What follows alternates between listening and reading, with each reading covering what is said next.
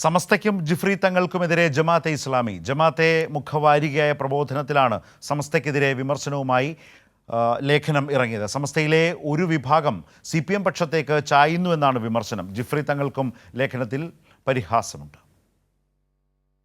ലോക്സഭാ തെരഞ്ഞെടുപ്പിന് ശേഷം സമസ്തയുമായി പരസ്യയുദ്ധം പ്രഖ്യാപിച്ച ലീഗിന് പിന്നാലെ സമസ്തയ്ക്കും നേതാക്കൾക്കുമെതിരെ കടുത്ത വിമർശനവുമായി ജമാഅത്തെ ഇസ്ലാമിയും രംഗത്ത് വരികയാണ്.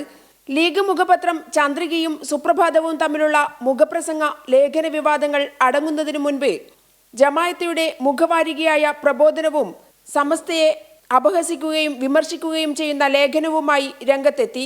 ലോക്സഭാ തെരഞ്ഞെടുപ്പിൽ ലീഗിന് വോട്ട് കുറഞ്ഞാൽ സമസ്ത വിവരമറിയുമെന്നായിരുന്നു ലീഗ് പക്ഷം. ജമാഅത്തയുടെ പ്രബോധനത്തിൽ സമസ്തയുടെ ആവിർഭാവത്തെ അടക്കം അപഹസിച്ചുകൊണ്ടാണ് KT ഹുസൈൻ ലേഖനം എഴുതിയിരിക്കുന്നത്. മുസ്ലിം സമുദായത്തിന്റെ പുരോഗമന ആശയങ്ങൾക്ക് തടയിടലായിരുന്നു സമസ്തയുടെ ആവിർഭാവ ലക്ഷ്യമെന്ന് പറയുന്ന ലേഖനത്തിൽ രചനാത്മക സ്വഭാവങ്ങളെ പ്രോത്സാഹിപ്പിച്ച് ലഘൂകരിക്കുന്നുമുണ്ട്.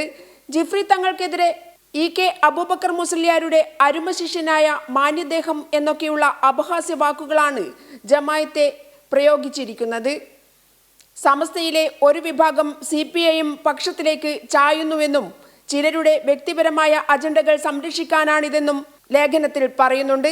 സമുദായ ശിഥിലീകരണത്തിന് സമസ്തയിലെ ഒരു വിഭാഗം തലവെച്ചു കൊടുക്കുകയാണെന്നും സമസ്ത ഇത്രയും കാലം ലീഗിനൊപ്പം നിന്ന് ആനുകൂല്യം പറ്റിയവരാണെന്നും സമസ്തയെ വിമർശിക്കുകയാണ് ജമാഅത്തെ ഇസ്ലാമിയുടെ മുഖവാരിക.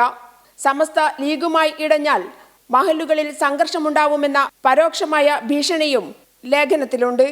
ജിഫ്രി തങ്ങൾ പ്രസിഡന്റായിരിക്കുമ്പോഴാണ് സമസ്തയിൽ CPM ഫ്രാക്ഷൻ ഉണ്ടാക്കുന്നതെന്നും EK അബൂബക്കർ മുസ്ലിയാരുടെ അരുമ ശിഷ്യനെന്ന് അവകാശപ്പെടുന്ന മാന്യദേഹമാണ് പ്രസിഡന്റ് എന്നും ലേഖനത്തിൽ പറയുന്നു. ഇതിന്റെ അപകടം സമസ്ത പ്രസിഡന്റ് തിരിച്ചറിയണമെന്ന താക്കീതും ലേഖനത്തിലുണ്ട്.